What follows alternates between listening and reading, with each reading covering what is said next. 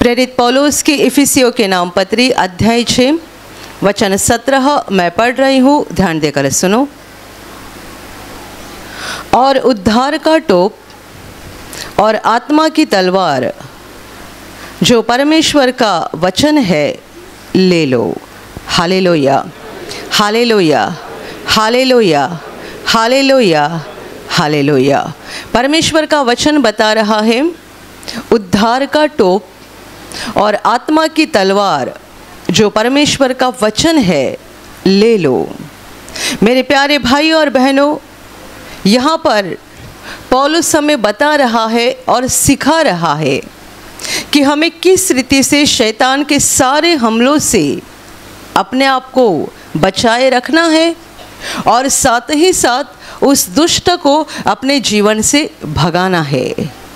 हर विश्वासी के लिए अपनी आत्मा की सुरक्षा के लिए दोनों बातें ज़रूरी है। एक बात, हमें शैतान के हमलों से अपने आप को बचाना है और दूसरी बात, उसको भगाना भी है। Hallelujah, hallelujah. तो हमें खुद की सुरक्षा कैसे करनी है, यानी अपनी आत्मा को उस दुष्ट से कैसे सुरक्षित रखना है और उससे हमारे जीवन से कैसा भगाना है, उसकी कई बातें पौलुस ने यहाँ बड़ी स्पष्टता से लिखी है। और उनमें से ये दो बातें हैं महत्वपूर्ण। वो बता रहा है उद्धार का टोप और आत्मा की तलवार यानी परमेश्वर का वचन ले लो। मेरे प्यारे भाई और बहनों, टोप जिसे अंग्रेजी में हेलमेट बोलते हैं, ये इसलिए पहना जाता है कि हमारे सर को कोई मार ना लगे, वहाँ कोई चोट ना पहुँचे और हमारा सर सुरक्षित रहे, इसलिए ये पहना जाता है। और जितने सारे लोग यीशु पर विश्वास करके विश्वास का सफ़र कर रहे हैं, वो एक लड़ाई में है, यानी वो एक सैनिक है, नौजवान है, तो उन्हें अपने सर को बहुत अच्छी तरीके से संभालना है ताकि उस दुष्ट का हमला वहाँ ना हो जाए और हमारे सर को चोट ना आ जाए या हमारा सर फूट न जाए। Hallelujah, hallelujah.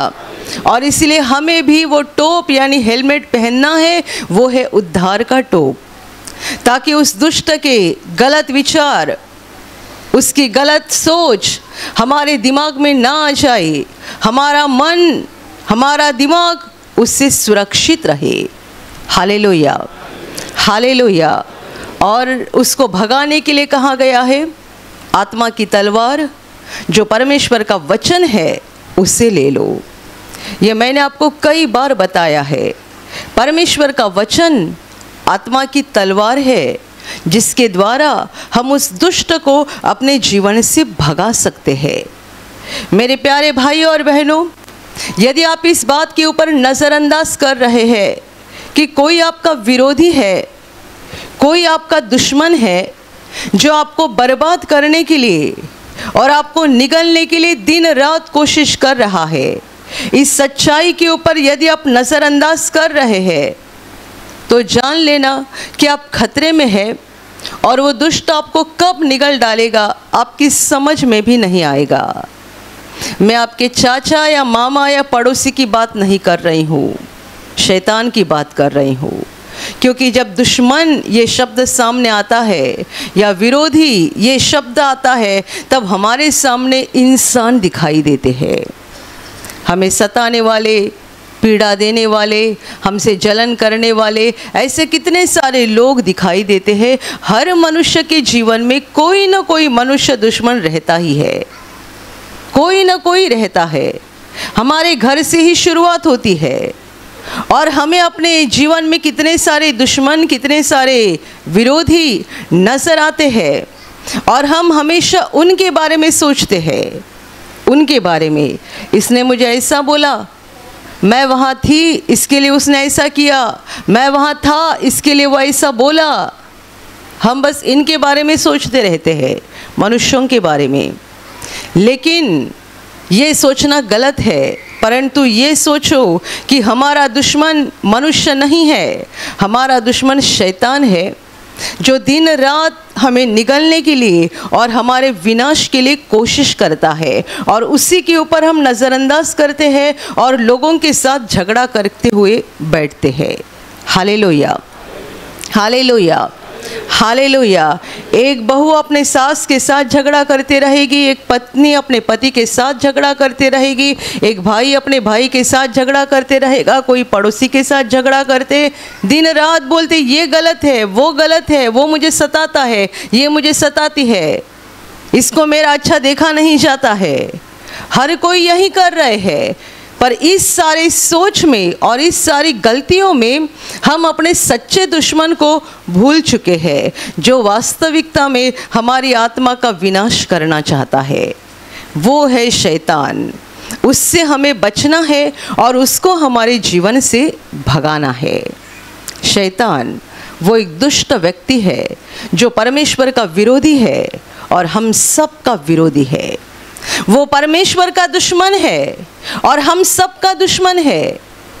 दिन रात वो हमारे पीछे पड़ा रहता है। वो क्या चाहता है? वो चाहता है कि हम परमेश्वर से अलग हो जाए। वो चाहता है कि हम उसके गुलाम बन जाए, और वो चाहता है कि हमारी आत्मा का नरक में विनाश हो जाए। Hallelujah, hallelujah, hallelujah, hallelujah. क्यों लोग ऐसी प्रार्थना सभा में ज़्यादा समय तक नहीं आते हैं? कई लोग आते हैं, सोचते हम हमेशा आते रहेंगे, एक बार, दो बार, चार बार आते हैं, उसके बाद धीरे धीरे आना कम होता है, फिर से बंद होता है। उनके सामने बहुत सारी रुकावटें आती है, या उनके सामने ऐसी कई बातें खड़ी होती है कि वो प्रार्थना के लिए नहीं आ पाते। कई लोग अपने घर में व्यक्तिगत प्रार्थना शुरू करते हैं, एक दिन, एक सप्ताह अच्छे से होती है, धीरे धीरे वो भी बंद हो जाती है। आप जानते हैं ऐसा क्यों होता है? कई लोग वचन सुनते हैं, सुनते सुनते उनको नींद लगती है। कई लोग बाइबल पढ़ने बैठते हैं, बाइबल पढ़ते पढ़ते उनको नींद लगती है। 5 मिनट 10 मिनट नहीं हुआ, उनकी आंखें भारी हो जाती है, नींद लगती है। लेकिन यहीं आप सिनेमा देखेंगे दुनिया का, आपको 3 घंटे तक ज़रा भी नींद नहीं आएगी। नींद की बात ही छोड़ दो, आपकी पलकें भी नहीं झपकेगी, आप बस देखते रहेंगे।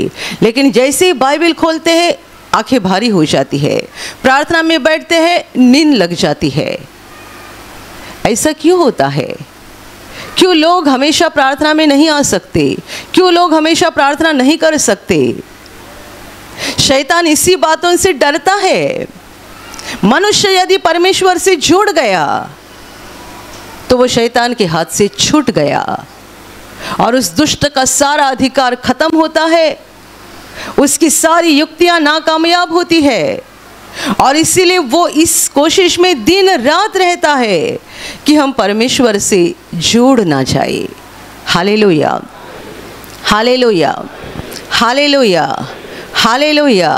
आपने सोचा था कल मुझे प्रार्थना में जाना है, और आप जाने के लिए कोशिश करते हैं, उसी वक्त कुछ तो मुसीबत सामने आकर खड़ी होती है, या ऐसा कोई काम सामने आकर खड़ा हो जाता है कि लगता है ये काम ज़्यादा महत्वपूर्ण है, इसे मैं पहले पूरा करूँगा, अगले सप्ताह प्रार्थना में जाऊँगा। इस एक बात से शैतान डरता है कि मनुष्य परमेश्वर से जुड़ न जाए, हम परमेश्वर से जुड़ न जाए। इसीलिए वो दिन रात कोशिश करता है, वो हमें परमेश्वर से अलग करना चाहता है, अलग। वो हमें परमेश्वर से दूर लेकर जाना चाहता है, और इसीलिए दिन रात वो कोशिश करता है, तरह तरह की युक्तियां बनाता है। मेरे प्यारे भाइयों और बहनों, यदि आपने यीशु पर विश्वास किया है, आपने जीवित परमेश्वर को पहचान लिया है और आप अनंत जीवन के रास्ते पर आगे बढ़ रहे हैं, तो ऐसा मत समझना कि हम खतरे से बाहर हो गए हैं और अभी शैतान हमें नहीं फंसा सकता है। ऐसा हमारा अंत तक चलते रहेगा। मैंने ऐसे लोगों को देखा है जो गवाही देते समय भी स्टेज पर से बोले हैं, हम प्रभु को कभी नहीं छोड़ेंगे, हम प्रार्थना में आना कभी नहीं छोड़ेंगे। ऐसा बोलते हैं और सबसे पहले यही छोड़कर चले जाते हैं। जब इन्होंने माइक पर से बोला हम प्रार्थना में आना कभी नहीं छोड़ेंगे, तब वो दुश्मन डर गया। अभी देखता हूँ। इसलिए मैं आपको एक बुद्धिमानी सलाह देती हूँ, यदि आपने फैसला किया है प्रभु को कभी नहीं छोड़ूंगी, प्रार्थना में आना कभी नहीं छोड़ूंगा, तो ये फैसला अपने मन में बोलो, दूसरों को मत बताओ। मन में बोलो, अपनी आत्मा से कहो, दूसरों को मत बताओ। जो लोग बोलते हैं हम प्रभु को कभी नहीं छोड़ेंगे, वही सबसे पहले छोड़कर जाते हैं, क्योंकि उनके लिए शैतान अपनी पूरी ताकत लगाता है।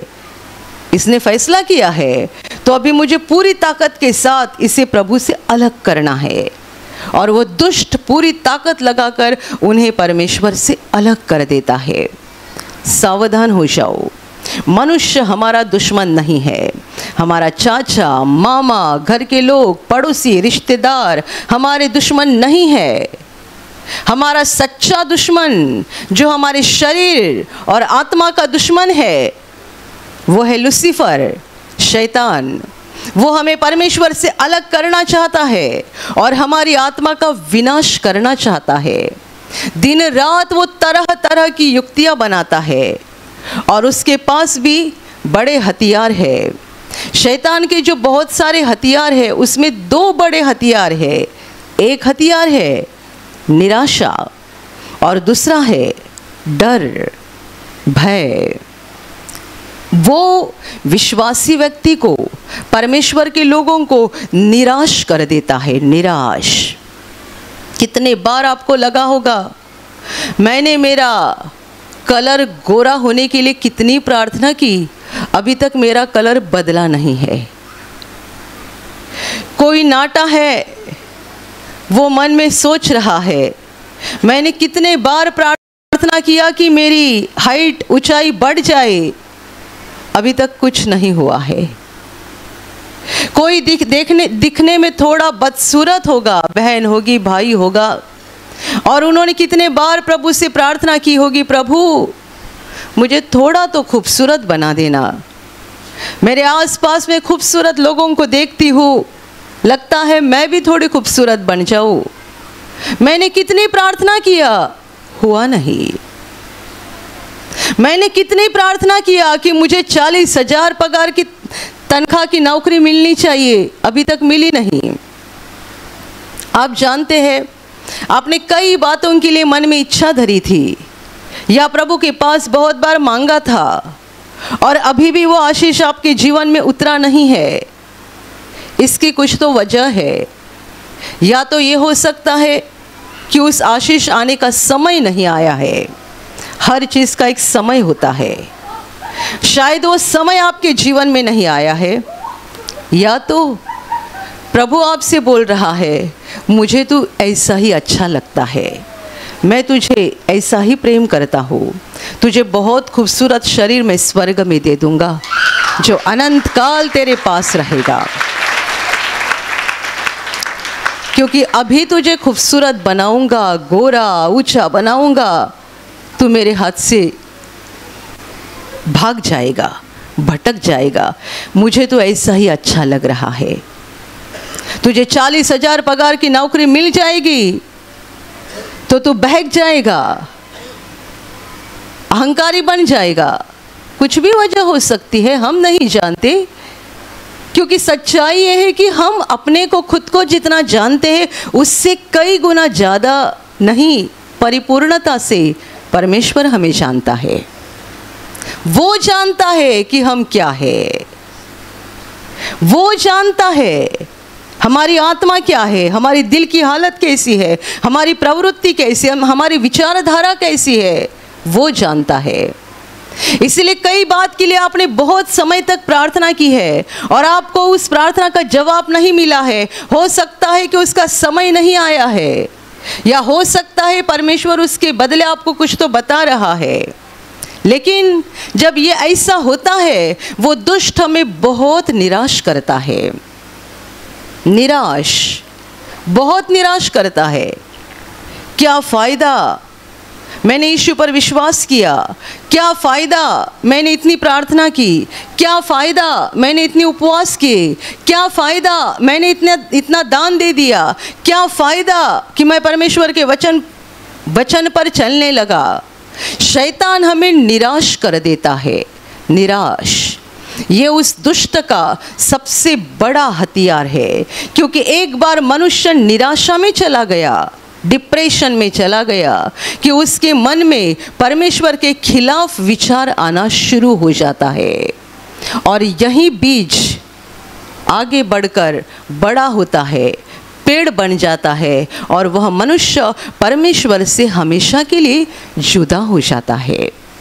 Hallelujah, hallelujah, hallelujah, hallelujah. इसलिए शैतान का एक बड़ा हथियार है निराशा। हर मनुष्य को वो निराश करता है, हर परमेश्वर के जन को वो निराश करता है। और दूसरा बड़ा हथियार है डर। वो हमारे मन में डर को पैदा करता है। छोटी छोटी बातों को लेकर ऐसा हो जाएगा, वैसा हो जाएगा, ये हो जाएगा, अब क्या होगा। डर, छोटी सी बीमारी को भी शैतान बहुत बड़ी करके दिखाता है। छोटी सी समस्या को भी शैतान बहुत बड़ी बनाकर दिखाता है, और हमारे अंदर डर पैदा होता है। मेरे प्यारे भाई और बहनों, ये जो शैतान के दो बड़े हथियार मैंने आपको बताए, उस हथियार के साथ उस दुष्ट को भगाने के लिए हमारे पास और बड़ा हथियार होना ज़रूरी है। और हमारे पास परमेश्वर ने पहले ही वो बड़ा हथियार दिया है, वो है परमेश्वर का वचन, जो हमारी आत्मा की तलवार है। जब दुष्ट हम पर उसके हथियारों के साथ हमला करता है, हमारे पास और बड़ा हथियार होना चाहिए कि हम उसका इस्तेमाल करके उसको भगा सकते हैं। परमेश्वर का वचन, परमेश्वर के शब्द, ये हमारी आत्मा की तलवार है। जितने आपके अंदर परमेश्वर के वचन ज़्यादा भरे हुए हैं, उतनी आपकी तलवार ज़्यादा मजबूत है। और आपकी तलवार जितनी ज़्यादा मजबूत है, उतने जल्दी आप शैतान को अपने जीवन से भगा सकते हो, और शैतान आपके जीवन में नाकामयाब हो जाएगा। Hallelujah, hallelujah. वो बड़े हथियारों के साथ जरूर आएगा हमला करने के लिए। निराशा का हथियार, भय का हथियार लेकर वो आएगा आपके ऊपर वार करने के लिए, आपको जान से मार डालने के लिए, यानी आपको परमेश्वर से अलग करने के लिए। लेकिन यदि आपकी तलवार मजबूत है, आपने परमेश्वर के वचनों को बहुत ग्रहण किया है, और आपने आत्मा की तलवार को मजबूत बना दिया है, आप मरेंगे नहीं, आपके ऊपर उस दुष्ट का वार होगा नहीं, क्योंकि आप अपनी तलवार के साथ उसे भगा दोगे। Hallelujah, hallelujah. जैसे कि 40 दिन जब यीशु उपवास करके था जंगल में, और शैतान ने उसके पास आकर परीक्षा लेकर ये कहा, यदि तू परमेश्वर का पुत्र है तो इस पत्थर की रोटी बनाकर खा। शैतान का ये हथियार था। क्या हथियार? कि यीशु परमेश्वर पिता के इच्छा के खिलाफ कुछ तो करे। यदि तू परमेश्वर का पुत्र है तो इस पत्थर की रोटी बनाकर खा। यह शैतान का हथियार। लेकिन यीशु के पास और बड़ा हथियार था। यीशु कहता है, ऐसा लिखा गया है कि मनुष्य सिर्फ रोटी ही से नहीं, परंतु परमेश्वर के मुख से निकलने वाले हर एक शब्द के द्वारा जीवित रहेगा। Hallelujah, hallelujah, hallelujah. जब ऊंचे पहाड़ पर लेकर जाकर शैतान उसे बोल रहा था कि यहाँ से कूद, क्योंकि लिखा गया है, स्वर्गदूत, परमेश्वर स्वर्गदूत को आज्ञा करेगा कि वो तुम्हें हाथ पर संभालेगा, तुम्हारा पैर पत्थर पर ना पटके, तुम्हें चोट ना लगे, इसलिए स्वर्गदूत आकर तुम्हें झेल लेंगे, पकड़ लेंगे। ये था परमेश्वर का वचन जो शैतान यीशु को सुना रहा था। लिखा गया है, और ये लिखा गया है, जो लिखा गया है वही शैतान प्रभु को बता रहा था कि ऐसा लिखा गया है। लेकिन प्रभु ने क्या कहा? प्रभु यीशु ने कहा, ऐसा भी लिखा गया है कि तू प्रभु अपने परमेश्वर की परीक्षा नहीं देखना। Hallelujah, hallelujah. उस दुष्ट की तलवार जितनी चोखी है उससे हमारी ज़्यादा होनी चाहिए। उसका हथियार जितना सामर्थ्यशाली या ताकतवान है उससे हमारा ज़्यादा ताकतवान होना चाहिए। वो हमें निराशा में डालता है, डर में डालता है, ताकि हमारी गलत फहमी हो जाए परमेश्वर के बारे में, उसके प्रेम, उसके सामर्थ्य, उसके वचन के बारे में मन में गलत फहमी हो जाए और हम परमेश्वर के बारे में नेगेटिव विचार करने पर मजबूर हो जाए और हमारे अंदर ये सारे अंधकार का बीज बढ़ता जाए और हम परमेश्वर से अलग हो जाए। इसीलिए वो दुष्ट दिन रात काम करता है। मेरे प्यारे भाई और बहनों, अब प्रार्थना करते हैं, भजन गाते हैं, तालियां बजाते हैं, ये सारी बहुत अच्छी बातें हैं और ये ज़रूरी है, पर साथ ही साथ आपको परमेश्वर के वचनों को पढ़ना है, वचन को ग्रहण करना है। और वचन जैसे आप प्लेट में खाना लेकर खाते हैं वैसे परमेश्वर के वचन को खाते जाओ, खाते जाओ, खाते जाओ। ये आत्मा का भोजन है। अपनी आत्मा को मजबूत बनाओ, अपनी आत्मा की तलवार को मजबूत बनाओ, ताकि वो दुष्ट आप पर कितना भी बड़ा हमला करे लेकिन आप मरेंगे नहीं उस हमले में। उसका हथियार कितना भी बड़ा क्यों ना हो, लेकिन आपके पास जो हथियार है उसके द्वारा उसे भगा सकते हो। Hallelujah, hallelujah, hallelujah. एक बड़ी गवाही मैंने आपको बताई थी। एक भाई ने कहा था, जो वो खेती में काम कर रहे थे और काम करते वक्त उनको जहरीले सांप ने काट दिया। जैसे ही सांप ने उसको काटा, वो जहर, मुझे लगता है पैर के कोई कुछ हिस्से को काटा था, वहाँ से जहर ऊपर ऊपर ऊपर चढ़ रहा था, उन्हें महसूस हो रहा था। और उसी दौरान उनको चक्कर जैसा आने लगा, आंखों के सामने अंधेरा दिखने लगा। ये भाई दौड़ते दौड़ते वहाँ पास में, खेत के पास में एक घर था, वहाँ पर गए। वो जो घर था, वहाँ के भी लोग प्रार्थना में आने वाले थे। उनको आवाज़ देकर उन्होंने कहा कि यदि आपके पास प्रार्थना का तेल होगा तो जरा मुझे दीजिएगा।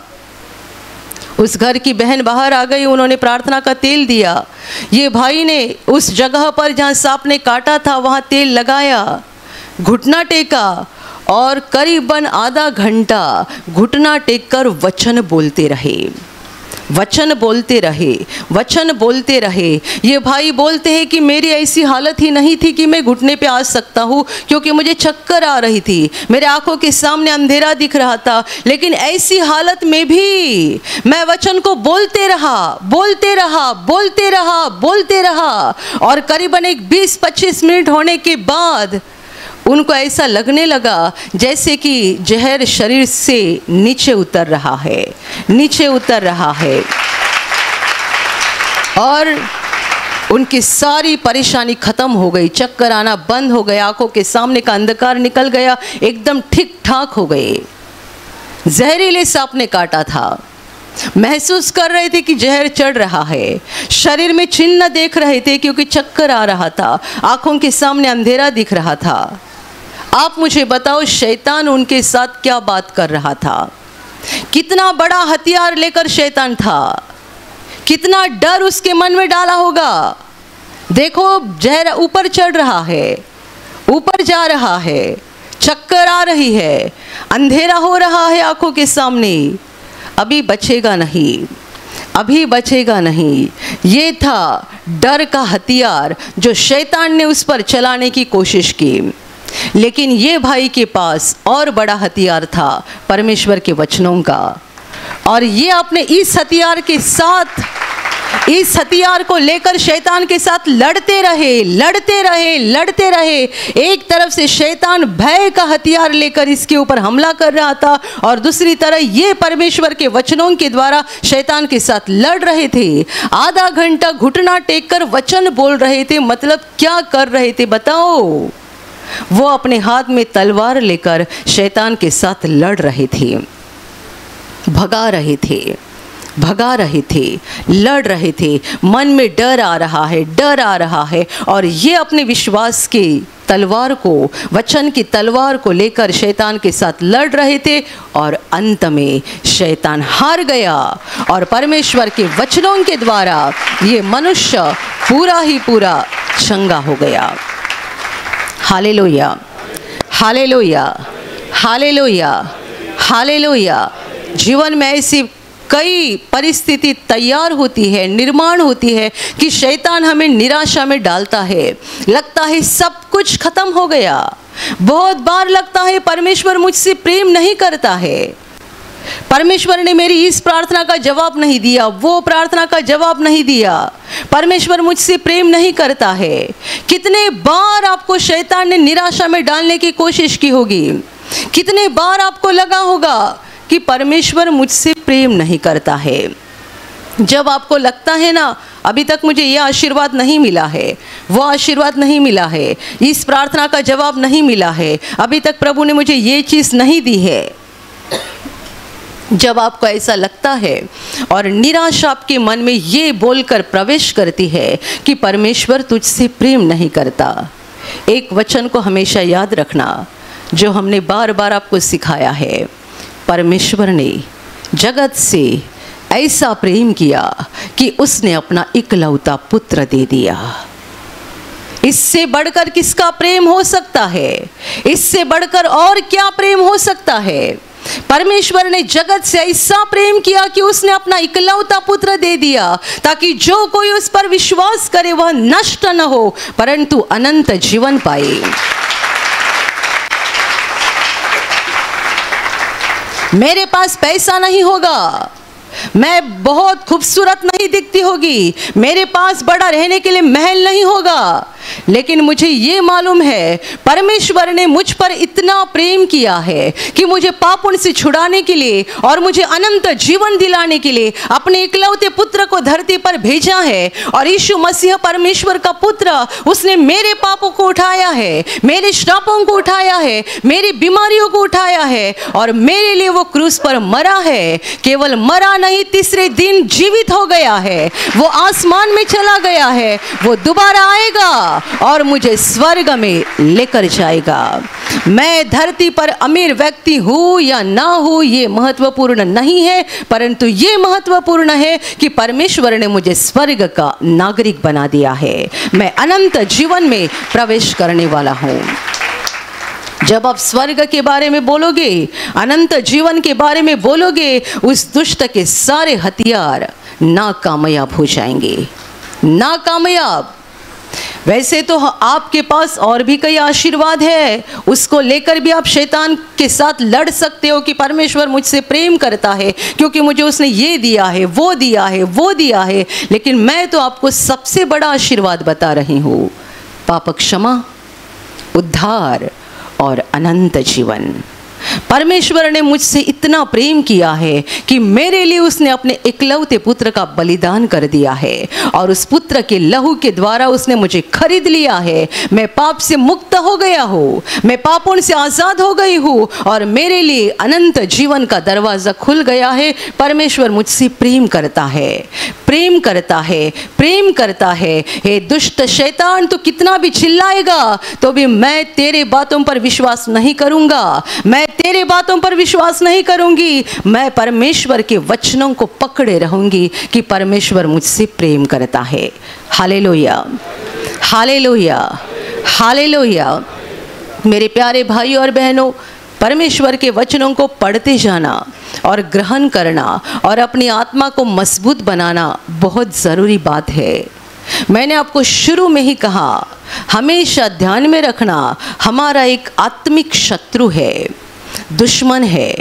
आप मनुष्य में जो दुश्मन ढूंढ रहे हैं ना, उन्हें भूल जाओ, उनसे प्रेम रखो, उनके साथ मेल करो और यदि वो आपको बहुत सताते हैं तो उनसे थोड़ा सा हटकर रहेगा, दूर हो जाएगा। लेकिन उनके लिए कोई नफरत या बुरी भावना या जलन या द्वेष या गुस्सा अपने मन में मत रखना। कोई व्यक्ति ऐसे है कि उनके बर्ताव के द्वारा बार बार आपको गुस्सा आता है या बार बार वो आपके साथ ऐसा कुछ करते हैं कि आपको बहुत ज़्यादा गुस्सा आता है, मुंह से गालियाँ भी निकलती है या गलत शब्द निकलते हैं। आप उनसे थोड़ा दूर रहिएगा। लेकिन मनुष्य में दुश्मन को मत ढूंढना। मनुष्य हमारे दुश्मन नहीं है, हमारे शरीर और आत्मा का दुश्मन वो दुष्ट लूसीफर शैतान है। उसको पहचानो, उसकी युक्तियों को पहचानो और उससे बचने के लिए और उसको अपने जीवन से भगाने के लिए आत्मा की तलवार को मजबूत बनाओ। Hallelujah, hallelujah, hallelujah, hallelujah. आप यहाँ परमेश्वर के वचन को सुन रहे हैं। ये वचन को सुनना बहुत ज़रूरी है। कई सारे लोगों ने इन वचनों के द्वारा अपनी आत्मा की ताकत को मजबूत बनाया है, यानी प्रवचन के द्वारा आत्मा की तलवार को मजबूत बनाया है। वो प्रवचन सुनते हैं, सुनते हैं, सुनते हैं, सुनते हैं, और बहुत वचन सुनने के कारण उनकी आत्मा की तलवार मजबूत बनती है। लेकिन इसी के साथ दूसरी भी आपको ज़रूरत है कि आप खुद परमेश्वर के वचन को, बाइबल को पढ़े, वचन को ग्रहण करें। आपके अंदर जितने वचन समा जाएंगे उतने वचन को लेते जाओ, लेते जाओ, लेते जाओ। क्या हो जाएगा? आपकी आत्मा की तलवार इतनी मजबूत बन जाएगी कि शैतान का कोई भी हथियार आपके ऊपर सफल नहीं होगा। कोई भी हथियार आपके ऊपर चलेगा नहीं। वो दुष्ट कितनी भी बड़ी योजना बनाए, लेकिन आप आपकी आत्मा की तलवार के साथ उसे भगा सकते हो। Hallelujah, hallelujah, hallelujah. वचन कहता है उद्धार का टोप और आत्मा की तलवार जो परमेश्वर का वचन है ले लो। परमेश्वर के वचनों की ओर अपने मन को लगा कर रखो। हमेशा वचन को पढ़ते जाओ, अपने आत्मा की तलवार को मजबूत बनाते जाओ और दुश्मन को तुम्हारे जीवन से भगाते जाओ। Hallelujah, hallelujah, hallelujah. और अभी प्रार्थना करने का समय है। आप विश्वास करो कि एक पल में प्रभु यीशु आपको छूकर चंगाई देगा। एक पल में वो आपके जीवन का दुख निकाल देगा और आपके आंसुओं को खुशी में बदल देगा, क्योंकि उसके लिए असंभव कुछ नहीं है, अनहोनी बात एक भी नहीं है। प्रभु यीशु आज भी जिंदा है। 2000 वर्ष पहले वो शरीर रूप में धरती पर था, आज शरीर रूप में नहीं बल्कि आत्मा के रूप में है। और दुनिया के कोने कोने में जहाँ जहाँ लोग विश्वास के साथ उसको पुकारते हैं, उसके पास प्रार्थना करते हैं, उन सबों की पुकार को प्रभु सुनता है, उन्हें चंगा करता है, उनके आंसुओं को पोंछ देता है और उनके जीवन को खुशी से भर देता है। आप भी इसी विश्वास के साथ आपके बीमार भाग पर हाथ रखो, और यदि वहाँ हाथ नहीं रख सकते हैं तो अपने सीने पर हाथ रखो। प्रभु यीशु के नाम से इसी क्षण आपके शरीर की सारी बीमारियां निकल जाए। यीशु के नाम से आपके जीवन का सारा दुख निकल जाए। शैतान का हर एक काम आपके जीवन से और आपके परिवार से पूरी तरह से नष्ट हो जाए। यीशु के नाम से, प्रभु यीशु के नाम से शैतान का सारा काम आपके जीवन से नष्ट हो जाए। सारी दुष्ट आत्माओं को प्रभु यीशु के नाम से मैं आज्ञा दे रही हूँ, इसी क्षण इन्हें छोड़कर निकल जाओ और वापस उनमें नहीं आना। इसी क्षण प्रभु का महान सामर्थ आपके ऊपर आ जाए। प्रभु का महान सामर्थ आपके ऊपर आ जाए। प्रभु का महान सामर्थ आपके ऊपर आ जाए। इसी घड़ी पवित्र आत्मा की खुशी आपके दिल में आ जाए, पवित्र आत्मा की शांति आपके दिल में आ जाए और आपका जीवन स्वर्ग की रोशनी से भर जाए। आमीन।